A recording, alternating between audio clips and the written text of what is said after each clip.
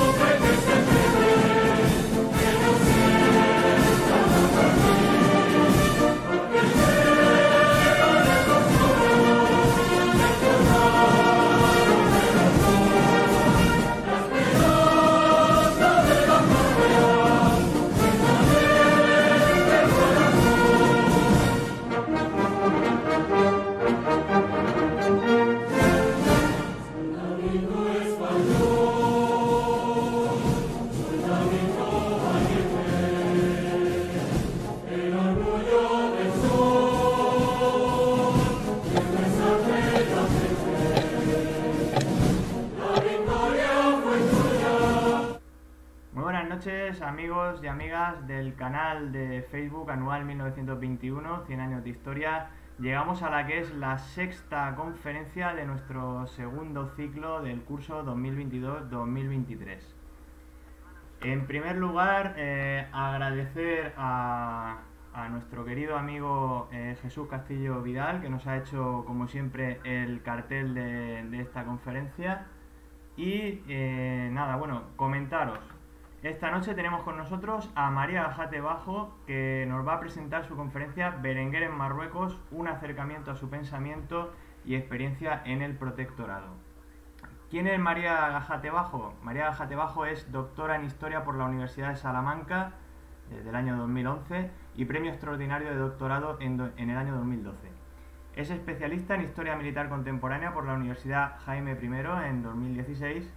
Aparte de todo esto, pues es amiga y conocida de nuestro canal.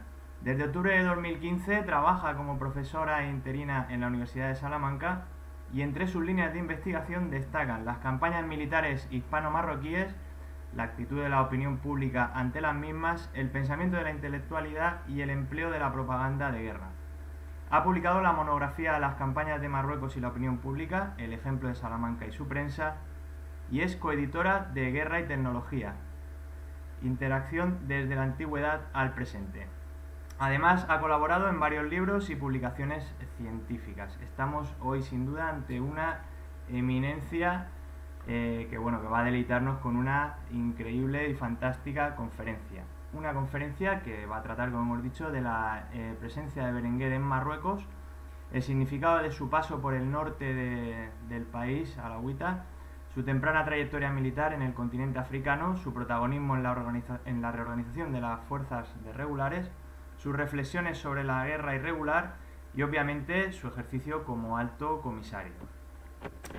Los tres acontecimientos por los que se recuerda a Berenguer también van a ser tratados, es decir, la exitosa ocupación de Chaouén, su controvertida implicación en el proceso de depuración que siguió al conocido como desastre de Anual, y, claro, también por presidir la dicta blanda, ¿no?, que es ese periodo que viene después de la dictadura de Primo de Rivera. María Gajate se va a centrar sobre todo en los dos primeros puntos. En definitiva, es un examen de todo el conjunto de la obra de Berenguer en su paso por Marruecos. Y sin más preámbulos, pues vamos a dar la bienvenida a nuestra conferenciante. Muy buenas noches, María. ¿Cómo estás? Hola, buenas tardes. Yo digo buenas tardes porque Sí, no he bueno, cenado. sí, estamos en ese impasse en el que no sabemos si buenas tardes, buenas noches, pero bueno. Bueno, pues bienvenida a nuestro canal. Además, ya tuvimos el placer de tenerte en Melilla. Los que no pudimos estar presencialmente, pues te hemos seguido y disfrutado mucho con tu conferencia. Y nada, pues esta noche pues nos vas a presentar a la conferencia de Berenguer en Marruecos.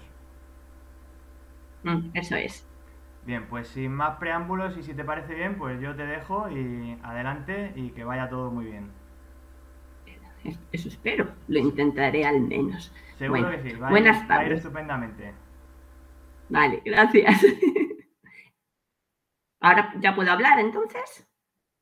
Ahora sí. Bueno, pues empiezo. Lo primero de todo, tengo que darle las gracias a Manuel por su invitación y evidentemente también tengo que darle las gracias a ustedes porque creo que es de valientes estar aquí escuchándome a las 8 de la tarde un jueves. Como ya ha enunciado Manuel brevemente, mi idea, mi intención es hablarles de Dámaso Berenguer y de su paso por el protectorado. Hablaré mínimamente, de hecho, empiezo y termino de un golpe, de un plumazo, de la dicta blanda. No me siento con autoridad o con capacidad para hablar de la dicta blanda porque su principal testimonio de la dictadura a la república, ese libro, no lo he leído. Lo único que voy a decir es que Berenguer se puso a disposición de la República a partir del 14 de abril del 31 y eso le costó. Él estuvo en reclusión domiciliaria unos meses y también pasó por la cárcel cuando se puso en funcionamiento la tercera de las comisiones para la investigación de las responsabilidades derivadas de Anual. Fue totalmente absuelto en el 35 y hasta donde yo sé, a partir de ahí se retiró a una quinta familiar en Hernani, se dedicó a lo que era su gran pasión, el estudio de las bellas artes, y se apartó en definitiva de la vida pública hasta que falleció en los primeros años 50. ¿Cuál es mi motivación para elegir hablar de este tema? Pues mi motivación fundamental es intentar sacarles algo a ustedes. Estoy un poco asustada, estoy un poco nerviosa porque sé que entre las personas que están escuchándome hay mucha gente que sabe más que yo y Berenguer me ofusca. Berenguer es una persona que me atrae y me repele al mismo tiempo. Para mí es uno de los personajes más intrigantes y más complejos de los que protagonizan las campañas de Marruecos y entiendo que una parte muy significativa de su vida profesional, aunque fuese corta, estuvo ligada al continente africano. Aquí es donde acumula méritos que ayudan a entender su rápida carrera, su meteórico ascenso. Mi problema con Berenguer es que cuanto más leo tanto de lo escrito ayer como de lo escrito en la actualidad, menos entiendo, pero en simultáneo no puedo evitar pensar que es un personaje fascinante porque en un solo individuo se reúnen tres cualidades admirables: su faceta como militar, su faceta como político y su faceta como tratadista. Cosecha grandes éxitos, el más conocido Chauen, pero también muy sonados fracasos, sobre todo a raíz de Anual. Y a partir de todas estas facetas suyas, yo no acabo de encuadrarlo, me lío muchísimo con él. Les contaré rápidamente lo más destacado de su trayectoria vital hasta llegar al puesto de alto comisario y a partir de ahí intentar explicarles qué lee, cuál es su obra, cuál es su legado, su pensamiento y cuáles son sus actos, para intentar llegar a alguna conclusión.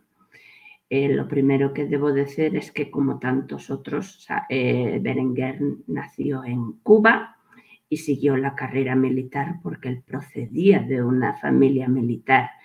Estudió en la Academia General Militar de Toledo, también en la de Valladolid y estuvo combatiendo en Cuba del 94 al 98 bajo las órdenes de Luque, también de Linares. Ambos personajes son claves para entender su proyección política posterior. Acumuló méritos, varios cruces por su valor en combate. Regresó después del 98 a la península, estuvo en Madrid, en Pamplona. En 1906 fue profesor de táctica aplicada en la Escuela de Equitación y en 1909 se inicia su primera estancia en Marruecos. Estuvo primero al mando del escuadrón de cazadores en Melilla. Después, entre 1910 y 1911, fue puesto al frente del regimiento de cazadores de Taxder. También reorganizó profundamente las fuerzas regulares indígenas de Melilla.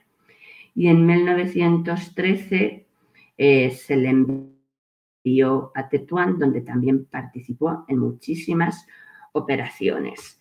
De hecho, poquito a poco, como les digo, va ascendiendo. Primero teniente coronel, en 1912 ya es coronel, al año siguiente general de brigada, y lo tenemos de nuevo en la península a partir de 1915-1916. Primero será gobernador militar de Málaga. En 1917 fue comisionado para conocer el frente británico durante la Primera Guerra Mundial, luego pasa por la subsecretaría del Ministerio de Guerra y luego es ministro de Guerra en el 18 hasta que en enero del 19 inicia su segunda estancia en África ya como alto comisario. Como les he indicado, su logro más celebrado es la toma de Chauen en octubre del 20, pero su prestigio se viene abajo a raíz del desastre de Anual. Es condenado por el Consejo Supremo de Guerra y Marina el 26 de junio del 24 y amnistiado apenas una semana después. Años más tarde acabará dirigiendo la Casa Militar del Rey y desempeñando desde enero del 30 hasta febrero del 31, como bien saben, la presidencia del gobierno. Al margen de este periplo profesional, Berenguer es una figura realmente atípica por su carácter reservado y por su vocación por el estudio. A través de sus actos y a través también de sus escritos se revela como una persona obstinada, como un militar con metas claras, prudente, habilidoso en el manejo de idiomas. Es también un político muy perspicaz, pero que muy ambicioso, y es un axioma para la historiografía actual reconocer que es uno de los más destacados teóricos en el estudio de la guerra a principios del siglo XX. Siempre se dice lo mismo cuando se habla de esta vocación por la doctrina por parte de Berenguer.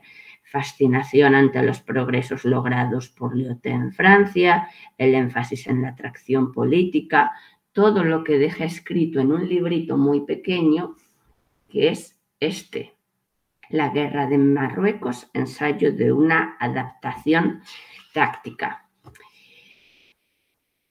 Evidentemente, una cosa es querer emular los logros de Lyotet y otra cosa es conseguirlo, porque en este sentido hay que tener en cuenta que sus medios y sus circunstancias difieren muchísimo.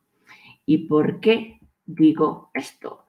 Pues digo esto porque los medios al alcance de Berenguer fueron muy distintos, o más bien distantes, con un ejército fundamentalmente de conscripción, oficiales sin recompensas, escasez de caminos, tecnologías mucho menos avanzadas que las galas, y por otro lado, claro, las circunstancias también cambian. Berenguer se topó con unos gobiernos a cada cual más vacilante, y con una opinión que estaba verdaderamente harta. A veces se mostraba furiosa, otras veces vengativa, casi siempre ignorante, resignada. Siempre que digo esto me acuerdo de Unamuno. Unamuno decía que las guerras de Marruecos eran como la lagarta, una epidemia más que había que soportar como buenamente se pudiera y ya está.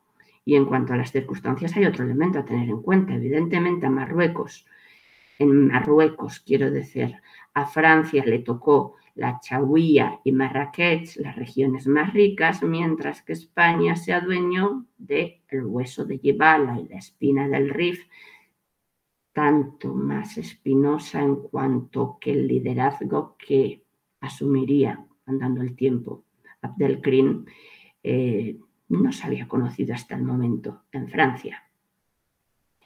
¿Cuáles son las fuentes de inspiración de Berenguer? ¿Qué es lo que nos escribe en este librito y nos lega para el futuro? Pues las fuentes de inspiración son fundamentalmente dos. Lyoté, como acabo de mencionar, y lo aprendido en la Guerra de Cuba. De Lyoté dice que es el maestro en guerras coloniales de la actual generación. ¿Qué aprende de él? Aprende un montón de cosas. Aprende lo conveniente que es ante el nativo sumar firmeza y justicia. Aprende también lo crucial que resulta la defensa de la unidad de mando. En tercer lugar, la importancia de una administración profundamente, tremendamente militarizada, a pesar del carácter civil del nombramiento de Lyoté, luego de Berenguer también. Aprende la importancia de los servicios de espionaje y aprende qué es la mancha de aceite. Las tropas francesas, sin embargo, eran muy distintas de las españolas. Las unidades metropolitanas apenas existieron, se tiró muchísimo más del voluntariado, destacó el papel de los tiradores argelinos, los servicios de inteligencia eran un cuerpo de verdadera élite, y mientras en España la formación y la conducta de la oficialidad no era comparable con la de los franceses. Por otro lado, aprendió mucho también de la experiencia cubana. De la experiencia cubana saca un montón de recetas para la guerra. En algún momento escribe que en Cuba los españoles tenían un curso completo de tácticas de marcha y no se les sacó todo el jugo que hubiese sido conveniente. Habla de la necesidad de una perfecta instrucción táctica, porque la guerra de Marruecos no es excepcional, la guerra de las montañas es como él se refiere a este conflicto. Entiende que tiene que atender a los principios clásicos de cualquier guerra, la economía de fuerzas, el mando único, la proporcionalidad entre objetivos y medios. La clave está en la adaptación táctica y nos habla pues de el creciente protagonismo que merece la caballería, de la utilidad del apoyo artillero, de la importancia de la columna mixta, de la paciencia. De ahí va el segundo texto que están viendo en pantalla. Incluso también se permite hablar del carácter del enemigo, donde caen los tópicos de la ferocidad, el deseo del botín, la vanidad. Berenguer, eso sí, tiene muy claro de dónde debe sacar tajada el ejército español, porque entiende que a los enemigos le falta coordinación y los españoles es ahí donde tienen que intentar sacar provecho. Escribe sobre el paqueo, escribe sobre la importancia del puesto que ocupa el mando durante el combate, habla de eso de la comunidad de ideas entre el jefe que planea y los ejecutantes. Y a mí esto siempre me ha planteado la duda de hasta qué punto él se fió de la habilidad y de la voluntad de Silvestre. Públicamente, desde luego, se fió. Cuando hablaba ante el Sol, decía que esto era poco menos que cosa ya hecha, pero en privado es cierto que se muestra muy intervencionista y muy controlador, que le preocupa lo que está haciendo Silvestre y lo sigue de cerca. Son cosas que me plantean siempre dudas y no lo puedo dejar de decir. No entiendo bien esa disyuntiva entre lo que dice en público y lo que veo en la correspondencia del Archivo General Militar de Madrid.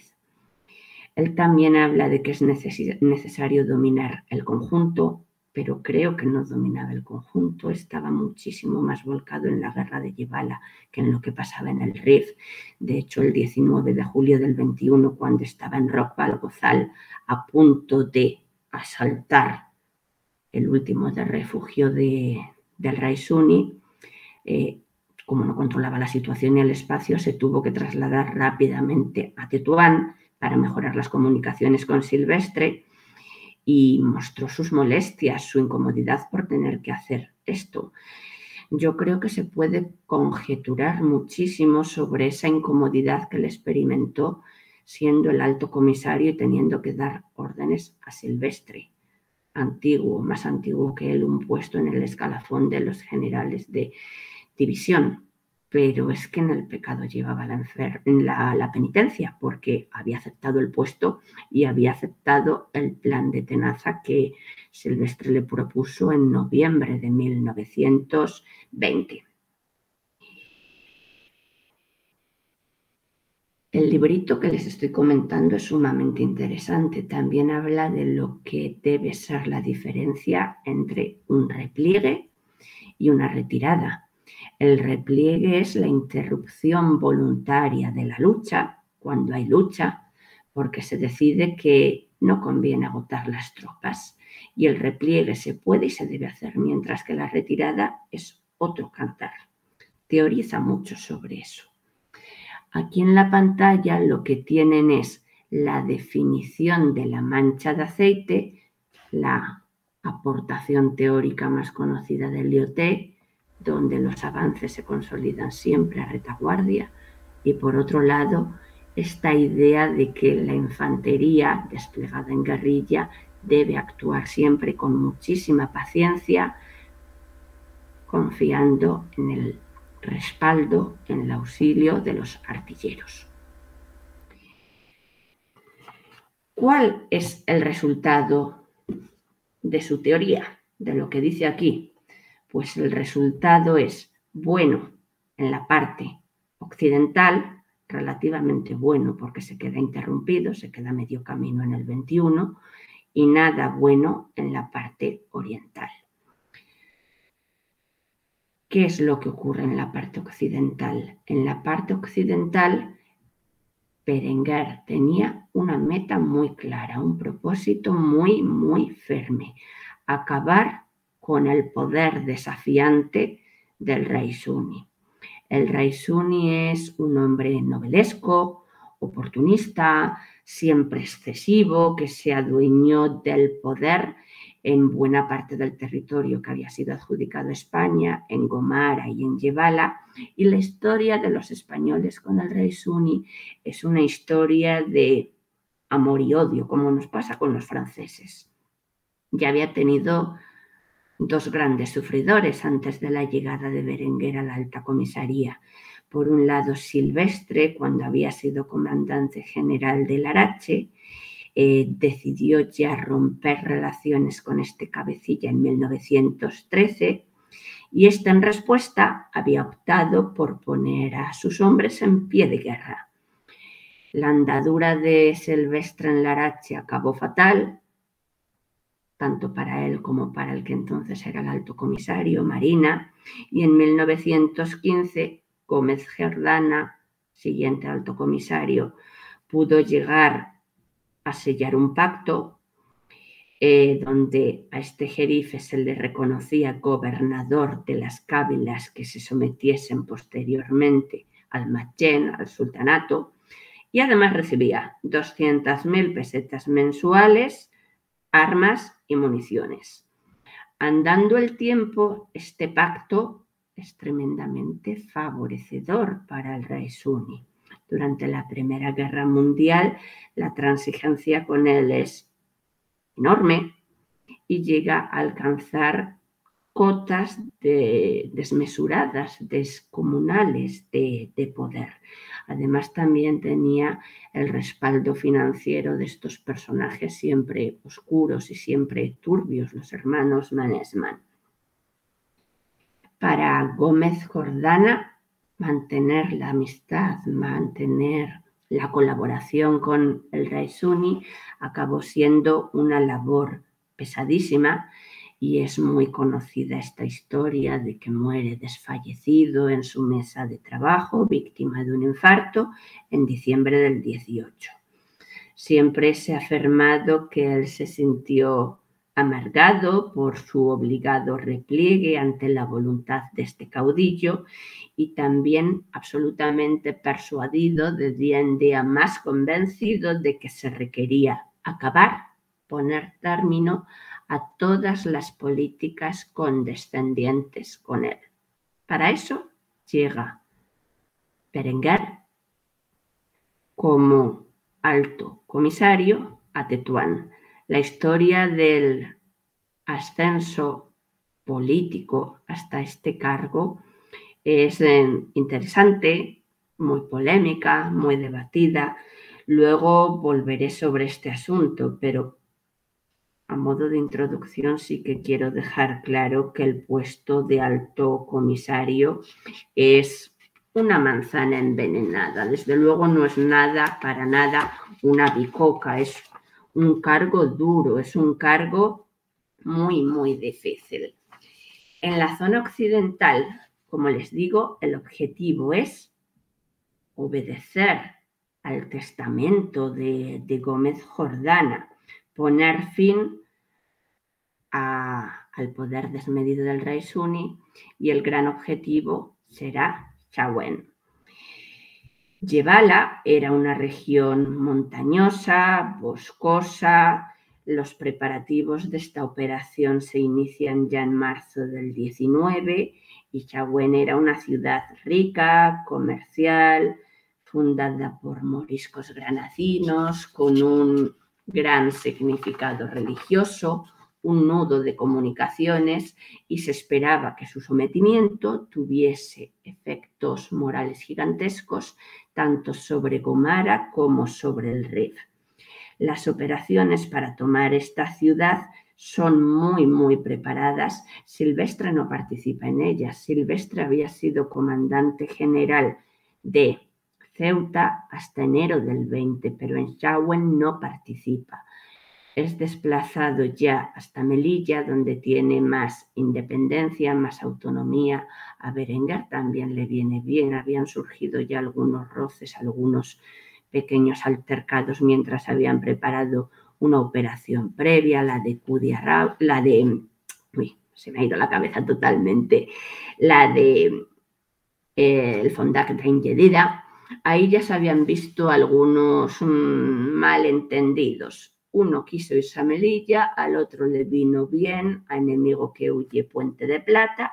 Bueno, Berenguer prácticamente dirige en solitario las operaciones sobre Chauen. El protagonista será Castro Girona, la columna de Castro Girona. Una marcha nocturna, consigue esquivar las guardias arqueñas y se presenta en el 14 de octubre ante las antiguas murallas de esta ciudad, que rápidamente presenta la bandera blanca. Toda la operación se salda, creo que con 14 o 15 muertos, si bien es cierto que la situación inicial de Chauen fue muy comprometida porque apenas estaba unida al resto del territorio sometido a España, y las operaciones para acabar con un asedio sobre esta ciudad pues se prolongan prácticamente hasta la primavera del 21, y es solamente después de esta campaña cuando Berenguer ya tiene en mente la operación sobre Tazarut. Tazarut será el cuartel general y la última residencia del rey suní. Aquí los movimientos de nuevo se reanudan, estamos ya en abril del 21, van preparándose metódicamente con las columnas mixtas para este asalto final, pero a puntito de efectuarlo llegan las noticias desastrosas de lo que está ocurriendo en Anual y todo queda interrumpido. Por eso pongo ahí qué ocurre con la arremetida final contra el rey suní. Pues ocurre que queda absolutamente paralizada. El rey suní pudo resistir así hasta el 25, cuando finalmente será capturado no por los españoles, sino por los hombres de Abdelkrim. En conjunto, sin embargo, el balance que podemos hacer para esta zona occidental es bueno en cuanto a lo que le toca a Berenguer. lo que dice en su librito, lo que dice sobre los aprendizajes de Cuba, la funcionalidad de las columnas mixtas con gran maniobrabilidad, sin una excesiva dependencia porque sus bases de aprovisionamiento están cercanas. Funciona la mancha de aceite más o menos ahí, ha funcionado al fin y al cabo. Si no atrapan al Raisuni es por lo que ocurre en la otra región, no se le puede achacar a Berenguer. Pero ¿qué es lo que ocurre en la otra región? ¿Qué es lo que pasa? Bueno, ahí tienen una foto conocidísima porque el desastre es anual, pero las imágenes son las de Monte Arruit, que lo están viendo al fondo. Y lo que ocurre en anual ha hecho correr ríos y más ríos de tinta y es muy difícil llegar a conclusiones claras. De hecho, como les he dicho al principio, me va a pasar como al Quijote. Cuanto más leo, menos entiendo. Me voy a volver loca porque yo leo y me surgen más dudas en lugar de más respuestas.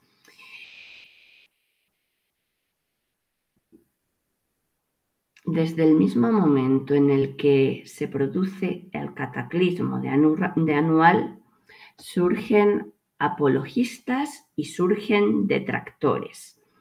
Dependiendo de a quién leemos, uno es bueno, otro es malo, y cuando ya uno ha leído mucho, pues pierde claridad mental. Yo no sé si efectivamente uno es bueno y otro es malo, o el otro es malo y uno es bueno, o los dos son malos, o los dos son buenos, o el problema es que estando bastante juntos en el espacio sacan lo peor de sí mismos. No lo sé. Pero la idea es que desde el principio se ha escrito mucho sobre tanto Berenguer como Anual, como sobre Silvestre. Ruiz Albéniz, el Tebi Barrumi, médico, periodista, él defiende a capa y espada a Berenguer, dice que era contrario a la toma de Alucemas, en tanto que no se consolidasen a modo de tenaza los avances desde la zona occidental, desde Bocoya, que era una cabila vecina de los Urriaguel, y a la par tilda Silvestre de cantón independiente. Esta es una fórmula que va a tener muchísimo éxito, esto del cantón independiente. ¿Leemos a Augusto Vivero? Todo lo contrario, pero ¿esto qué es entonces? ¿Por qué hay visiones tan contradictorias de la misma historia? Bastos Ansar censura el apego al peligro de Silvestre. Gómez Hidalgo hace lo mismo con el comandante de Melilla, pero aplaude su carácter resolutivo. Azpeitua, Hernández Mir buscan repartir culpas. Tomás García Figueras escribe una pequeña biografía sobre Silvestre. Años después, Juan de Alfarache hace lo mismo con Berenguer y es curioso cómo aquel apasionamiento, aunque atenuado, se perpetúa hasta llegar a la historiografía actual. De hecho, es que es raro, rarísimo, el libro que a propósito de las campañas de Marruecos no filtre juicios de valor sobre ambos personajes. Y sigo contando porque no me siento incómoda hablándoles de autores del pasado de historiografía actual. No suelo participar en la web, en la página de Facebook, quiero decir, pero sí que leo sus intervenciones y veo que muchos de ustedes leen mucho y comentan ideas de estos autores, así que he intentado poner un poquito de orden. Laporte, el autor de una tesis doctoral monumental, dice de Silvestre que tiene un carácter arrogante, escasa habilidad diplomática, y esa escasa habilidad diplomática es conocida por toda la historia de sus choques con el Raisuni, lo del viento, la tormenta, esta historia. Juan Pando, todo lo contrario, retrata a Silvestre como, literalmente, aventajado en diplomacia. También dice, lo suyo era el fuego, y reprocha a Berenguer su inacción.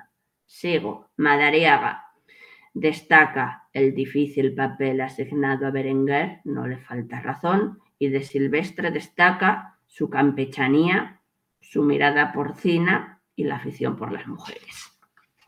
Y sigo. Luis Miguel Francesco denuncia lo pernicioso del avance mediante la dispersión de bloqueos defendido por Berenguer. No, esto viene desde la época de Alfau. Y también habla de los complejos y precariedades en que se desenvolvían los españoles en el sultanato. Habla poco del alto comisario. Gómez Martínez descarga de culpas a ambos.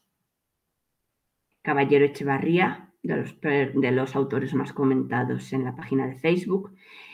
Caballero Echevarría presenta a Berenguer como omnipotente, perverso, cicatero. Tell señala que en 1918, siendo ministro de Guerra, hizo desaparecer las atribuciones militares del alto comisario porque deseaba que los comandantes se entendiesen directamente con él, con el ministro de Guerra. Pero la jugada se le volvió en contra porque una vez que él está entetuado como alto comisario,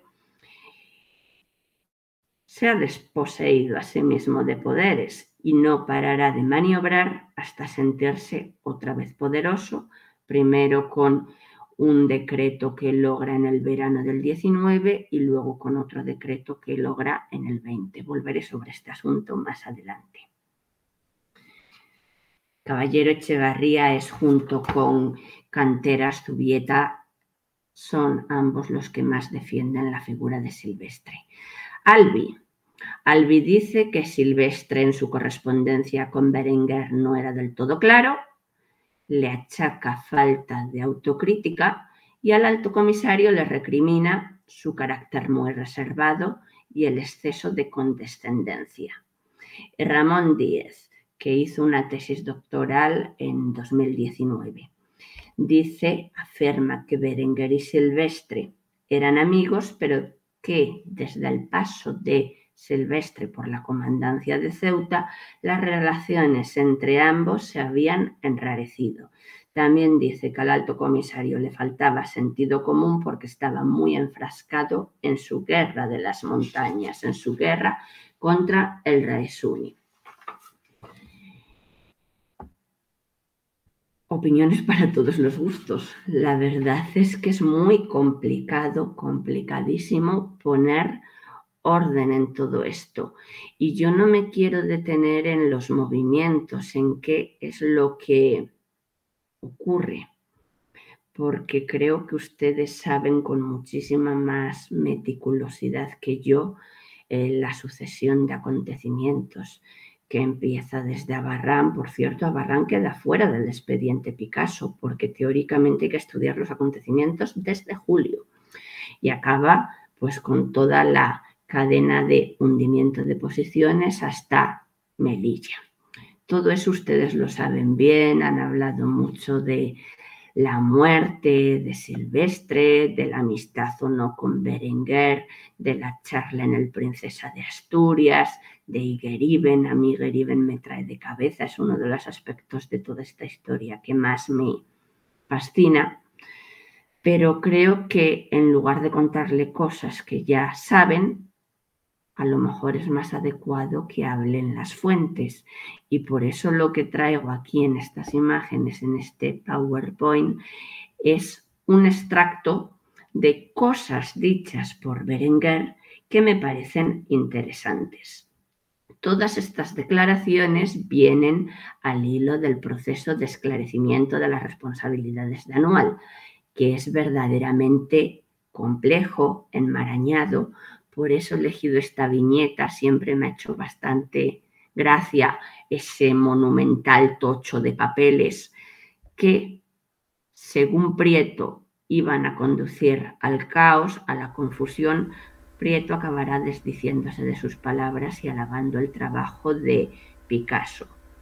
Muy brevemente, 4 de agosto del 21, antes de que el gobierno Allende presente su dimisión, incluso poniendo la venda antes de que aparezca la herida, porque todavía el clamor popular no es abochornante, Eza Eza era el ministro de Guerra, ordena a Aguilera, el presidente del Consejo Supremo de Guerra y Marina, la instrucción de un informe gubernativo para el esclarecimiento de las responsabilidades militares. Se crea una comisión presidida por Juan Picasso, que viaja al territorio y con su santa paciencia recorre todas las posiciones para intentar llegar a una conclusión sobre lo que ha ocurrido. Berenguer queda excluido de estas investigaciones debido a 2 decretos de agosto y septiembre del 21 que lo dejan al margen, igual que también queda al margen a Barran. Se estudia lo que ocurre a partir de julio, no lo que había ocurrido en junio. Todo el proceso, todo el itinerario legislativo que sigue este expediente es muy complicado. Se lo resumo, Maura acaba por abandonar el gobierno, no le queda otra más que dimitir. En julio del 22 está arrinconado por la embestida de los junteros, por los izquierdistas que piden responsabilidades, y el ambiente ya en ese momento, en el verano del 22, es absolutamente dramático. En abril se había hecho pública la investigación de Picasso, había sido ya trasladada al Consejo Supremo de Guerra y Marina.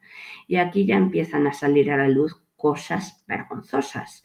La ineptitud de los mandos, la retirada de insignias para confundirse con la multitud, la vida licenciosa en Melilla, el hinchamiento de los estadillos de la tropa para generar falsos beneficios, la escasa disposición de caminos, la siembra de bloqueos, todo esto ya empezaba a circular por la prensa. A comienzos de julio, el Consejo Supremo aprueba, después de estudiarlo durante 3 meses, el informe provisional de la Comisión Picasso y, entre otras medidas, recomienda el procesamiento de Berenguer. Es el 10 de julio cuando el Pleno de este Consejo Supremo sí que acuerda ya el procesamiento, a sabiendas de que era necesaria la petición previa de un suplicatorio al Senado porque Berenguer era senador. Él dimite en el acto. Estamos ya en el gobierno de Sánchez Guerra. Su futuro desde este momento, la verdad es que es muy sombrío, desde julio del 22, porque en virtud del Real Decreto de agosto del 19, el alto comisario era el responsable de la política en el protectorado. No solamente era la máxima autoridad militar en el protectorado, era la autoridad política. Y lo que se está planteando en realidad es que Berenguer no es el final de esta historia, por mucho que hubiese estado protegido por esos decretos de Eza, que lo defendían frente a las pesquisas de Picasso. Berenguer no es el final, Berenguer es el principio. Y el problema es cómo saltan esas responsabilidades del protectorado a la península. El 21 de julio del 22 se conforma una comisión, la Comisión de los 19, en las Cortes para empezar a esclarecer las responsabilidades políticas. Esto al final no lleva a ningún lado, habrá una segunda comisión, la de los 21. Las comisiones políticas no funcionan. De hecho, es bastante paradójico que al intentar extender el alcance de las responsabilidades, realmente lo que hacen es disiparlas. 28 de noviembre del 22, una comisión senatorial emite un dictamen favorable a la concesión del suplicatorio y como esto es tan tortuoso, tan difícil de seguir, en realidad se posterga la concesión del suplicatorio nada más y nada menos que hasta el 28 de junio del 23. El fondo de este asunto es quién enjuicia a Berenguer. Maura, por ejemplo, era partidario del Senado, a sabiendas de que el Senado era un feudo conservador y que las responsabilidades políticas empezaban por Berenguer, pero acababan primero en Allende y luego en Maura, que había sostenido en el protectorado después de Anual a Berenguer, creía que casi todo acabaría disimulándose, perdiéndose la pista. Pero al margen de las responsabilidades políticas están las militares y ahí no hay escapatoria. Ya estamos en tiempos de la dictadura y es el 26 de junio del 24 cuando el Tribunal Supremo de Guerra y Marina dicta sentencia contra Berenguer. La conclusión es que no se aprobó el plan de avance sobre Alhucemas, pero que sí se había estudiado, estaba muy preparado y se acordó separar del servicio a este ex alto comisario, aunque una semana después, el 4 de julio, se publicó un Real Decreto que le concedía una amplísima amnistía. La defensa que hizo García Benítez ante el Consejo de Guerra fue buena, estuvo bien planteada, pero no sirvió para nada. La conclusión a la que yo llego es que el proceso de depuración de responsabilidades políticas se enmaraña muchísimo, pero el de responsabilidades militares no tanto, aunque luego Primo de Rivera, con esto de la amnistía, libere a Berenguer y a otros tantos, pero funciona mejor en este aspecto militar que en el estrictamente político.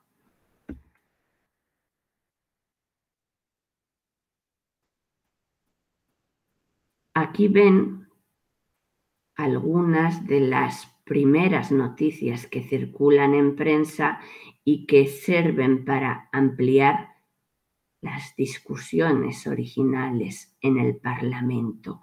Se debate sobre el contrabando de armas, se debate sobre la corrupción, se empieza a hablar del papel de Alfonso XIII y el ambiente, como les digo, cada vez es más turbio, más oscuro. Aquí tienen resumidamente más noticias de prensa al hilo de que se van conociendo las conclusiones del expediente Picasso y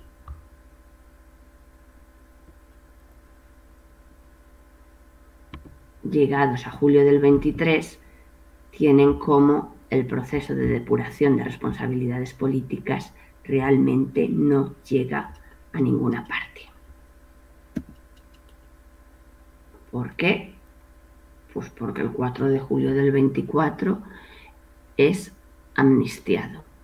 En este contexto, y no lo pueden leer porque está muy pequeñito, pero he ampliado un poco, a mí hay una noticia, porque yo todo esto lo sigo intentando comparar lo que aparece en los archivos con lo que aparece en la prensa. Hay una noticia que siempre me ha llamado mucho la atención, que es este escrito de Luis Araquistain del Sol, del 3 de diciembre del 22. Intenta explicar ante sus lectores por qué es tan importante el papel de Berenguer. Y lo pongo en negrita. No pudiera acontecer que su culpabilidad fuera asimismo política y en ese caso complicase a los ministros de aquel gobierno. Este es en estricto derecho el centro de la cuestión de las responsabilidades. Luego habla del ovillo y dice: todo juicio sobre si los ministros son jurídicamente responsables o no tiene que ser por fuerza prematuro. Está diciendo que el debate de las responsabilidades políticas es una tontería. Por eso hay un principio de falacia en la actitud del señor Maura. El señor Maura era el partidario de que todo quedase en el Senado y ya. Como en la expresa de los liberales. Los liberales simplemente querían una condena contra Allende, Eza y Lema, presidente, ministro de Guerra y ministro de Estado. Por lo menos un error de método. Lo primero que ha de verse es el proceso del general Berenguer. Primero lo militar y luego lo político, porque Berenguer es el principio de lo político, no es el fin. ¿Qué nos cuenta Berenguer? Pues Berenguer va dejando rastro de su pensamiento en distintos lugares. Para empezar, en el Senado, y en el Senado donde declara en varios días, en varias jornadas, dice muchas cosas muy interesantes, presenta mucha documentación. A todo esto se le da publicidad a través de la prensa y también se puede ver en el archivo del Senado. Y yo me quedo con algunas cosillas, que es lo que les voy a comentar aquí. Su reacción es victimista. El 14 de julio tuvo ocasión, 14 de julio del 22, tuvo ocasión de defenderse y vaya que sí lo hizo. Decía que Silvestre no apreció con exactitud lo que se avecinaba ni le informó convenientemente. Los telegramas de la desesperación están en el librito de Eza, por ejemplo, en mi responsabilidad como ministro de la guerra. Se desvincula totalmente de la operación sobre Abarrán. Dice que él no tenía la idea de que era urgente crear un grupo de regulares de alucemas. Es una de las obsesiones de Silvestre en la correspondencia, los refuerzos en hombres y los dineros para los caminos. También es cierto que Berenguer se supone que le reprocha el por qué tiene a tantos soldados de permiso, si los necesita. Afirma que no se pudo de ningún modo socorrer a Monterruit. ¿Por qué? Pues porque hubo una junta de generales en Melilla el 6 de agosto y veían que la situación de Monterruit era insalvable, a pesar de que luego Riquelme diría otras cosas. Hay otras declaraciones interesantes el 11 de noviembre. Aquí revela todo su cabreo por ser sometido a un interrogatorio que le hace llegar el juez Ayala bajo las órdenes de Picasso.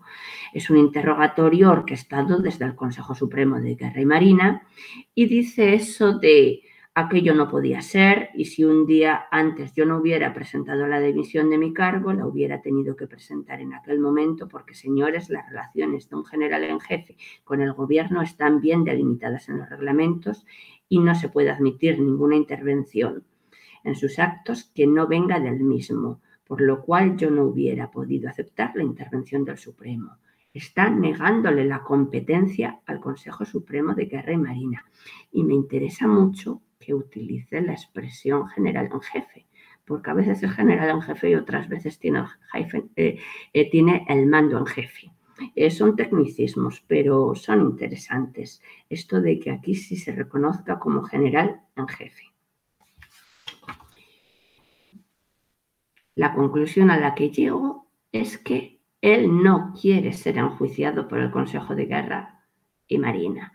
También dice esto de: yo entendía que la misión que llevaba Picasso a Melilla era depurar los hechos ocurridos en la comandancia, o sea, solo en Melilla, y como él está lejos, pues que se olviden. Me hacían preguntas que venían a resultar que el acusador del general Silvestre iba a ser yo. Pues sí. Más, ese interrogatorio que acabo de mencionar, el interrogatorio que le pasa a Ayala en julio y que él envía con sus respuestas en septiembre. Hay un total de 35 preguntas, él responde a lo largo de 200 folios y hasta donde llega mi conocimiento, el único historiador relativamente actual que publique ahora mismo que ha manejado esta fuente es Albi. No he visto más interpretaciones sobre este documento publicadas y es muy interesante. Cuenta toda la historia de su llegada a la alta comisaría. Aquí es interesante, por ejemplo, el contraste con lo que dice Ruiz Albéniz. Ruiz Albéniz dice que la idea original era que la alta comisaría fuese para Silvestre y no para Berenguer. Y lo que pasa es que Romanones a Silvestre no lo podía ni ver y al que promocionó al final fue a Berenguer. También tuvo que persuadirlo porque, como les digo, el cargo estaba un poco envenenado desde que se le habían restado las competencias militares. ¿De qué va esto? Bueno, por un Real Decreto del 18 se suprimió el cargo de general en jefe del ejército, con lo cual los comandantes no tenían por qué considerar al alto comisario el superior. El superior era el Ministerio de Defensa. Y esto Berenguer lo intentó corregir en el 20 y en el 21 y volvió a recuperar la iniciativa de las operaciones, la inspección de las tropas, la aprobación de los planes. Recuperó lo que se llamó el mando en jefe mientras estuviese en ese puesto un general de división. Cuidado con las palabras, mando en jefe, que no general en jefe. En algunos momentos él dice que lo es y en otros momentos no. Aquí, por ejemplo, dice que no y le sirve para arrojar balones fuera.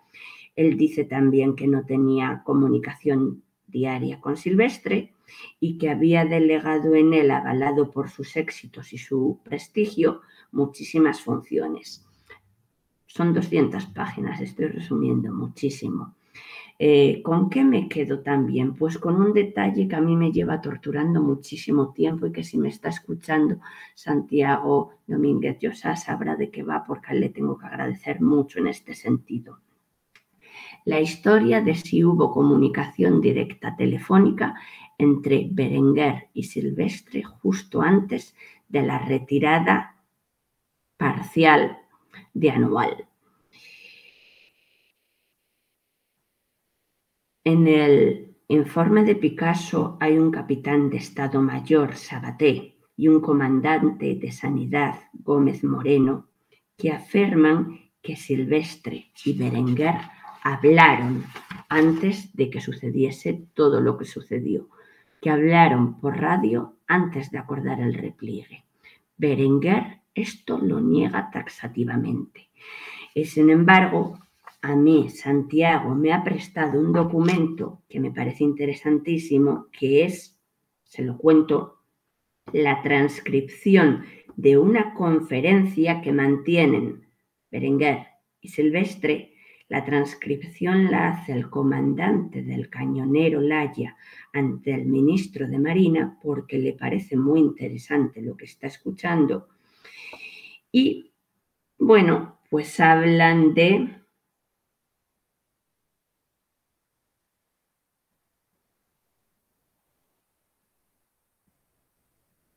retirarse parcialmente a Bentiet.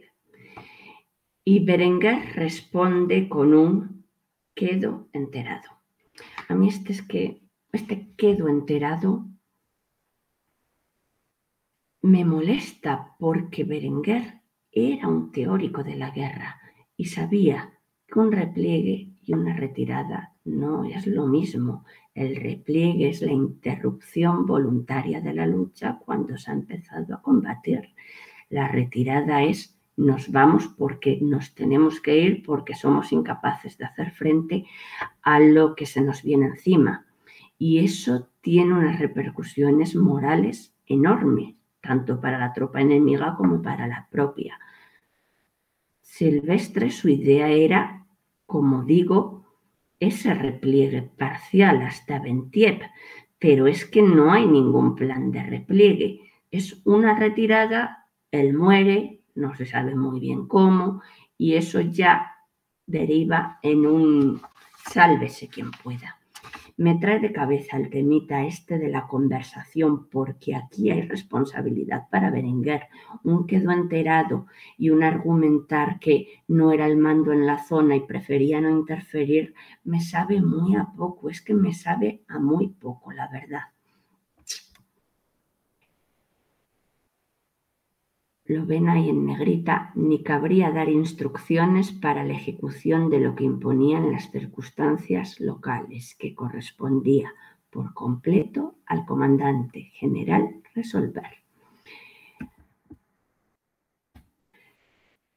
Tercer documento interesante, la conversación entre Berenguer y Prieto en el marco de los trabajos de la segunda comisión de responsabilidades.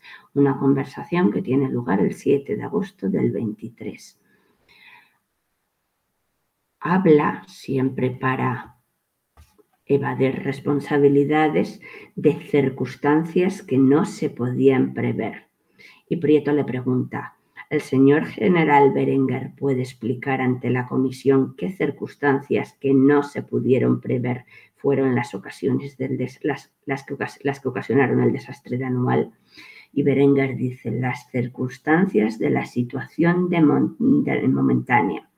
Se contaba con que aquellas fuerzas se batirían en la forma y en el grado en que se podía esperar que se batieran, hasta llegar a determinado agotamiento, al desgaste por lo menos, pero por efectos morales que no se pueden precisar, no llegaron a batirse en el grado. Está acusando a la tropa de cobardía.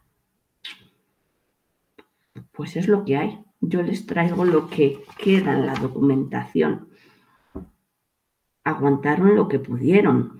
huyeron cuando vieron que no tenían salvación, y son muchos muertos. Hay otro punto de la conversación también interesante, donde se ve que las comunicaciones con el gobierno son como muy relajadas. Todo lo decide Berenguer, el gobierno lo aprueba prácticamente de modo automático y esta laxitud deja un regusto amargo. Lo tienen aquí. Él, desde luego, que comunicaba al gobierno para su aprobación. Eso se sobreentiende, a lo que Prieto responde. Para su aprobación y posteriormente no hubo en las operaciones tal como se desarrollaron en la línea avanzada de Melilla intentos de realizar ese plan que quedó sin aprobar. Había error al creer que Abarrán estaba ligado con esto directamente. Abarrán era un punto que podía conjugarse con esto, pero muy a la larga, muy distanciado. Siempre marca distancias con ese plan de avance. Se escapa la naturaleza del por qué están en Abarrán, por qué están en Anual desde enero del 15, por qué luego están en Sidi-Dres desde marzo. ¿Cuál ayuda a cuál? ¿El camino es el costero o el camino es el avance por dentro, por Tensamán? Hay muchas dudas. Y el último testimonio es, cómo no, el librito gordo de Berenguer, Campañas en el Rif y en Yibala. Es donde se despacha más a gusto. Hay ataques también contra Sánchez Guerra por lo desprotegido que se siente. Él dice que se entera por la prensa de su procesamiento. Yo más bien tengo la idea de que se cabrea porque recibe el interrogatorio de Ayala y no lo puede ni ver. Y al final lo que dice cuando ya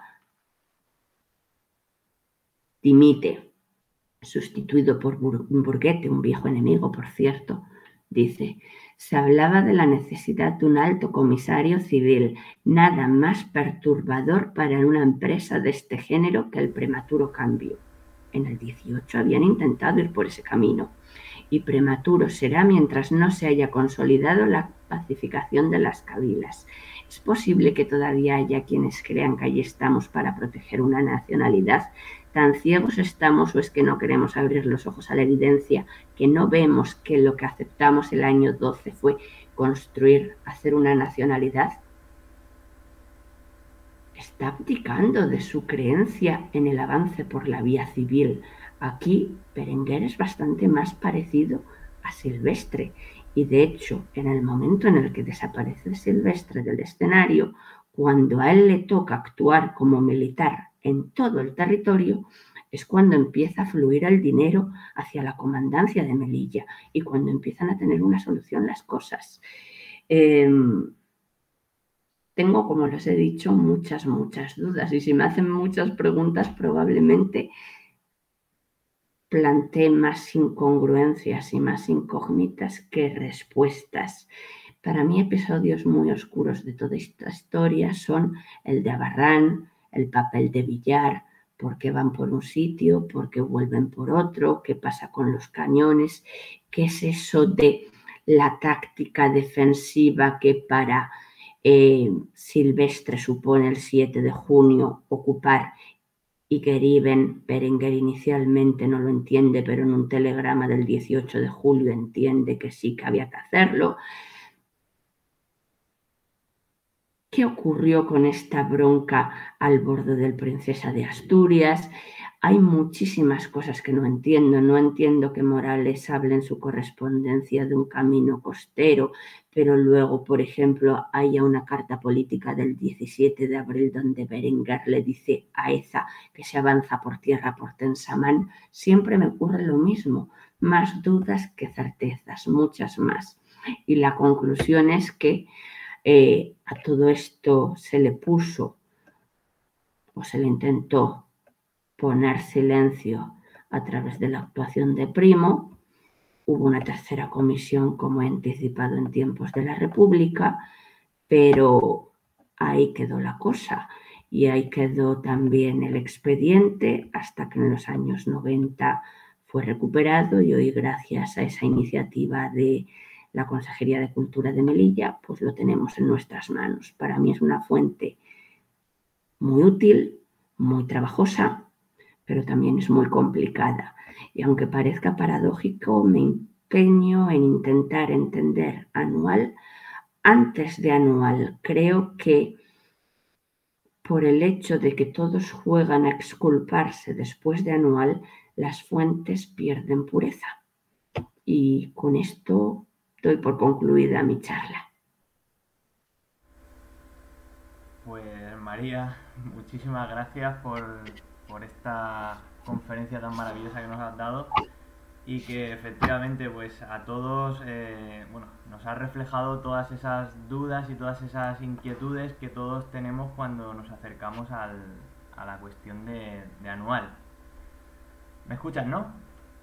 Sí, sí, perfectamente. Vale, perfecto. Estaba cambiando de pantalla por si veía algo en otra pantallita. Vale, bueno, pues nada, ha habido aquí mucho debate en el chat y muchas, bueno, claro, todas estas dudas que se generan, pues claro, nos hacen a todos pues saltar y dar nuestras opiniones o nuestras certezas por toda la documentación pues que todos los que estamos aquí hemos podido ver, hemos podido estudiar, ¿no? Y que enriquecemos, por supuesto, con la conferencia que nos has dado. Entonces, voy a empezar a pasarte algunas de las cosas que han ido diciendo los compañeros y amigos del canal a través del chat. Y por ejemplo, nos decía Ana Ruiz, que te manda un afectuoso saludo. Y yo a ella. Que hablabas al principio, ¿no? de la situación de Berenguer, ¿no? En el norte de Marruecos, la situación militar. Y nos lanza pues, lo siguiente, ¿no? ¿No será que era difícil adaptar todo lo aprendido en los clásicos reglamentos de campaña a un escenario tan distinto a lo que se había experimentado hasta la fecha? Sí, era muy difícil. Hasta donde yo sé de reglamentos de campaña, estaba uno muy antiguo, que era el del Marqués del Duero de 1862, y en el momento en el que Berenguer llega a Marruecos, el vigente era el reglamento de 1914, donde se dedicaba muy poquita atención a la guerra de guerrillas. Se habla de un despliegue en 3 líneas. La primera sería de guerrillas, con amplios campos de tiro, las tropas muy dispersas para mimetizarse con el terreno, y luego ya más aglutinadas en la retaguardia. Pero una cosa es lo que estudiaban y otra cosa era el conocimiento del terreno, donde no tenían comparación con los rifeños o con los yebalíes, y la experiencia más cercana era la de los mambeses cubanos, pero en realidad eran muy distintos. Los rifeños son más individualistas y eran más peleones. Ah, vale. Bueno, aquí Pato Lucas Pato, que así se nos presenta el compañero, le echa la culpa a los gobernantes de toda esta situación que hubo. Bueno, es una Yo también, en buena medida. es una de las múltiples opiniones que tenemos por aquí. Manuel Jesús nos pregunta sobre la incompetencia y la corrupción. Y hasta qué punto, añado yo, Berenguer pues pudo ser cómplice de todo esto que sabemos que estuvo pasando allí en el protectorado. Berenguer, incompetencia y corrupción. Vamos a ver. Para mí, un gran lastre del protectorado, de la historia del protectorado, es que la alta comisaría tenía que desdoblarse para atender a lo que le decían desde el Ministerio de Estado y desde el Ministerio de Guerra.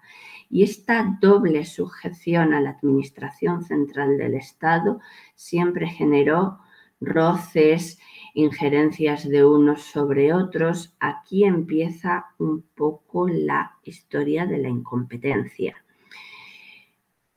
En cuanto a la corrupción, era el pan nuestro de cada día. Quizá de esta época lo más conocido es el escándalo del Millón de Larache, pero en mi opinión el mejor retrato de la corrupción es el que nos ofrece Parea, cuando habla de eso de que el soldado llega al cuartel y deja la dignidad en la puerta, y cuando deja el cuartel pues recoge lo que queda.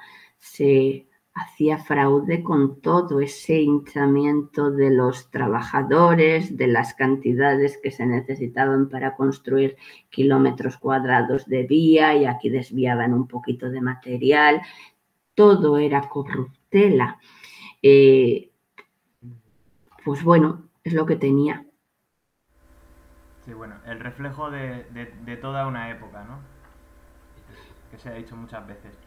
Eh, Ana Ruiz nos dice que alguna cosa sí que se dice sobre el informe de Abarrán en el expediente Picasso, nos hace ese apunte. Sí, sí, sí, pero que teóricamente no tenía por qué estar ahí. Sí, sí. Hmm.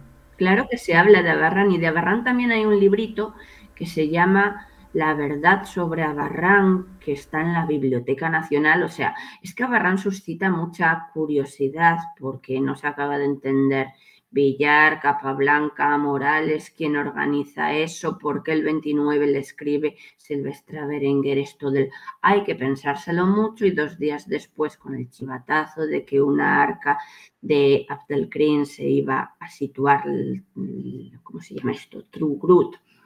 En ese enclave, pues le cogemos la delantera y lo preparan todo corriendo. Por decisión de Dávila llevan las baterías. Se ha discutido muchísimo sobre si esto es bueno, sobre si esto es malo. Lo que queda es que Silvestre es el primer general que pierde cañones en África. Luego regresan por otro camino, Villar se echa la siesta, oyen disparos pero no acuden en su auxilio porque entienden que se pueden defender con sus propias tropas, y al final lo que vemos es que una posición que se toma y se pierde en el mismo día no se le da la suficiente importancia. Hasta donde yo sé, en la conversación del Princesa de Asturias, Berenguer se enfada con Silvestre, le reprocha porque tiene a tantos soldados de permiso, él le dice que no se mueva, pero luego minimiza el alcance de este episodio ante el Ministerio de Guerra. Entonces, bueno, ¿es importante o no es importante? Por un lado, le está tirando de las orejas a Silvestre, y esto lo sé a su vez por el testimonio de, ¿cómo se llama? El Por la Patria de Fernández Tamarit, y al mismo tiempo ante el gobierno le está diciendo no os preocupéis, que estos episodios ocurren en todas las guerras coloniales, siempre alumbrando con una vela a Dios y otra al diablo. Esto hace difícil sacar conclusiones. Y tanto que sí. Precisamente, Susana Marina Portillo Martos, que es una de nuestras más fieles seguidoras del ciclo de conferencias, preguntaba precisamente qué trascendió de esa conversación que hubo, o de esa bronca que hemos estudiado mucho a bordo del Princesa de Asturias, ¿no? Creo que nos has aclarado algunas de las cuestiones que allí acontecieron. Yo lo También... primero que supe de una cosa, lo voy a decir, perdón Manuel que te he Nada, nada, cortado. nada.